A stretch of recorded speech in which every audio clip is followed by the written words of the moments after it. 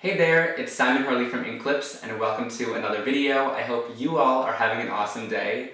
Now today, I came up with kind of a technique that I didn't quite know what to call. I came up with the name double stenciling, so hopefully that suits it well.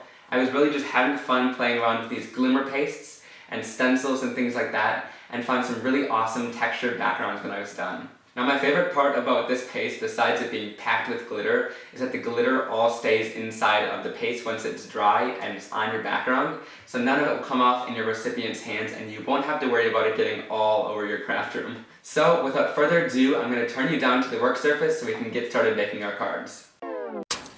Alright, so like I said, I'm using the Nuvo Glimmer Paste in today's video to create my cards, and I wanted to give you a quick closer look at them here.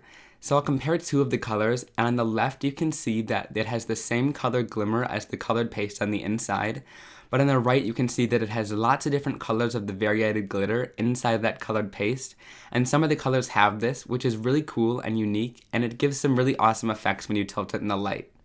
So for the first card here, I'm going to share how to create a blended background with lots of color, and then with a lighter color over top of it. So I'm laying down my stencil here over top of the card.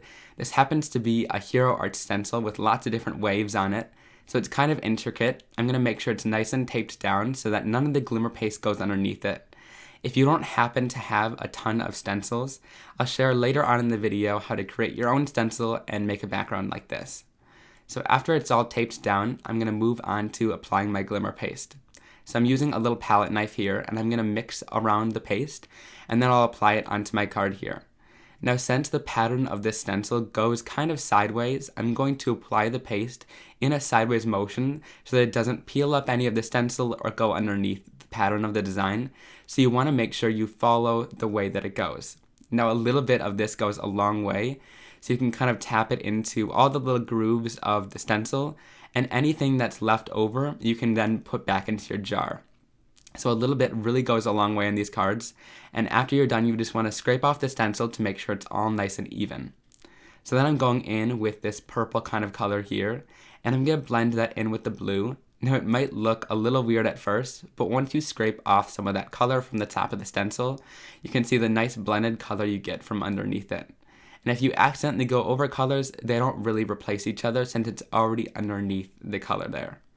So then I'll go in finally with this last darker blue color, and the first two colors that I used had that variegated glitter in it, and this one just is that solid flat glitter.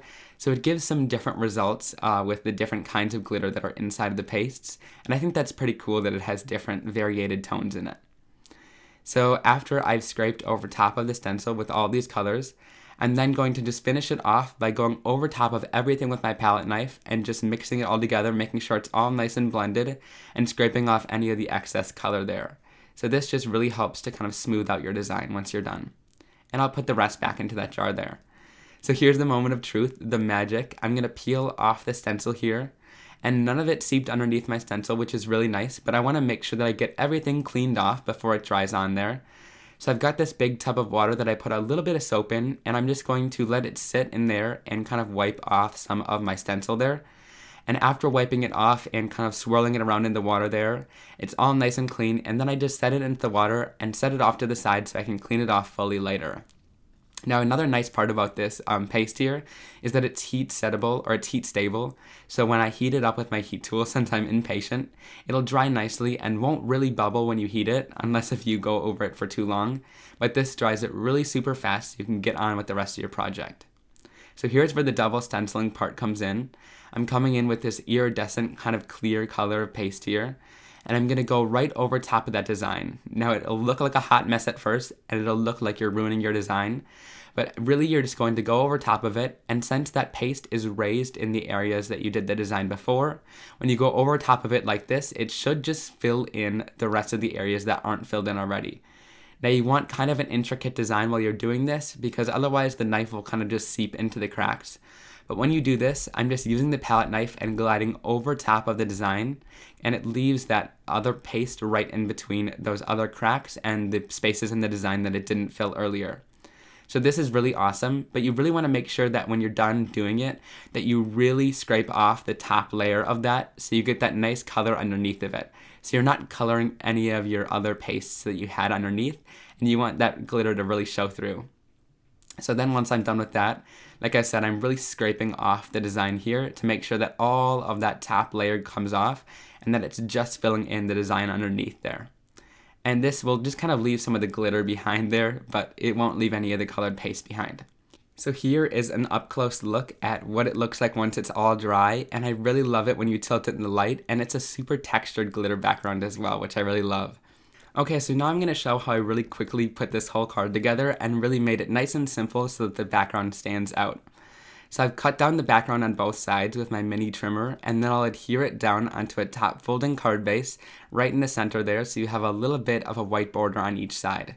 So I'm going to use this My Favorite Things Birthday Wishes stamp set, and I'm going to take that little birthday sentiment and stamp it down in that clear sticky ink from Nuvo here. And this makes it so that it's nice and sticky and it will hold onto some embossing powder. So I'll sprinkle on some white embossing powder here, and then I'll tap it off and heat set this so you get that really nice crisp white sentiment that says birthday there. Now to finish off this sentiment, I've die cut out this little Will's hand die here. It has two pieces to it, but I'm just using that top happy portion. And I'll cut it out of white cardstock and add a little bit of the Aquaflow shimmer pen to it. So this just adds a little clear shimmer that won't really come off on your hands once you're done. So I'll add this happy die cut on top of a little vellum circle here, and then I'll add the birthday sentiment right on top with some foam tape. And then to add this all onto my card, since the vellum is clear, I'm going to add some liquid adhesive right behind the die cut and the foam tape. And this makes it so that you won't see any of that adhesive, but it'll hold down really nicely on the card there. So I'll make sure that it's nice and pressed down, and you can put an acrylic block over top of it to hold it down when it's drying. But here's the final look at that card, and I really love how that turned out. Now for the second example here, I'm going to share how to create the same kind of effect but with darker colored pastes, so you can see how that works out as well. So for this card, I'm using this hibiscus cover plate die from Tonic, and I've cut that out of just some regular cardstock, but you can also cut it out of Yupo paper if you want it to be a more permanent stencil option, and I've made a video about that. I'll link it on screen here, but Yupo's a fun material to cut stencils out of as well. So I've taped that down over my cardstock here, and this is another really kind of intricate stencil here. So you just want to make sure you're not pushing it underneath the stencil, but just kind of in the design there. So I'll add my color on here, and I'm using a light green with that different variated colors of glitter inside of it. And I'll apply this all over top of that stencil, making sure it's nice and smooth and that you're spreading it over top of that whole design there. And like I said, if you have too much paste, you can always pull it off at the end and put it back in the jar. So this does go quite a long way when you're using a little bit of this, and there's a lot that comes inside of the jar as well. So I'll apply it over top of that little corner there, and then I'm going to scrape off the rest to make it nice and even over top of that whole design. And after I'm done with that, I'll apply it back inside the jar, and then we can lift off the stencil. So here's the fun part. I'm going to peel my stencil off there so you can see that raised glimmer paste design. And since I just used cardstock, you can always use this top piece for another card as well. So then I'm going to heat set this to make sure it's nice and dry again, because I'm impatient like that.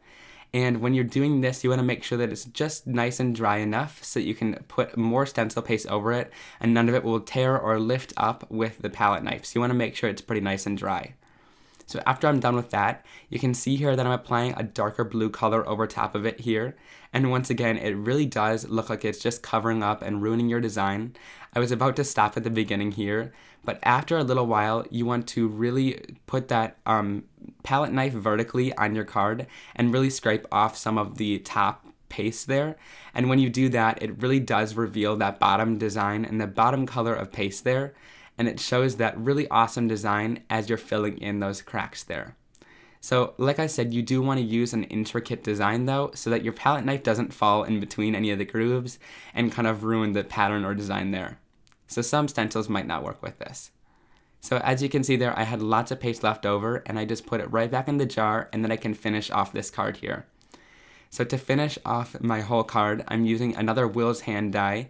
This is the Love die, and you can see I'm going to be using the actual die cut word love and the background as well.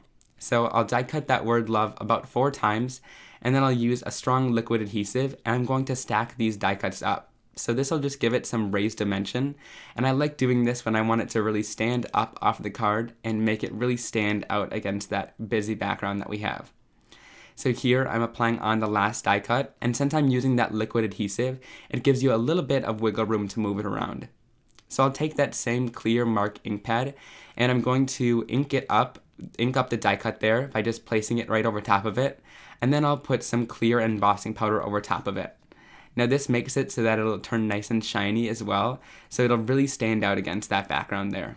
So then I can heat this up, and I'm going to keep repeating this same process by inking up that die cut and then sprinkling it with the embossing powder again and again. And I did this about 3 times so that you really build up that clear embossing powder there and you get a really nice raised effect. So I'll just heat set that until it turns nice and shiny.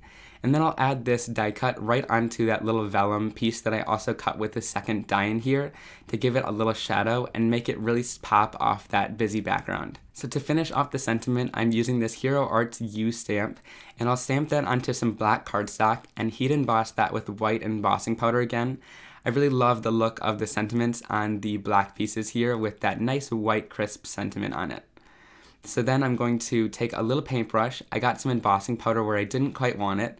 So I'm just going to take a little paintbrush and wipe some of that off there. And that just removes some of that embossing powder and takes it out of the places you don't want it. So then I die cut my background out of a simple heart die cut and added everything together, keeping it really nice and simple. And I like how everything came out. So here is another example that I made. I'm going to pause the screen here so you can get a good look at it. But with the 2 colors here that I used, they were about the same vibrancy, so they didn't really have any contrast and you can't really see the design as well with it. I think it still looks pretty cool though, so I did just do the same thing and add this onto a card with a love die cut, and I'll send this card out as well. I think it's pretty fun, but you just can't really see the pattern as well. So here is a closer look at how both of these cards turned out, and I hope you guys will give this fun technique a try on your own. Alright, so what do you guys think? I hope you really enjoyed that and learned a little bit more about that fun stenciling technique using the Glimmer Paste today. Be sure to leave me a comment down below letting me know which card in the video was your favorite. And also I'll leave links down below to my blog so you can check that out. There's full supplies list over there with pictures so you guys can check out what I used in today's video if you are interested in any of it. And there's also lots more information over there, so be sure to check it out. So I hope to see you guys again very soon in another card making and crafting video. Have a great day.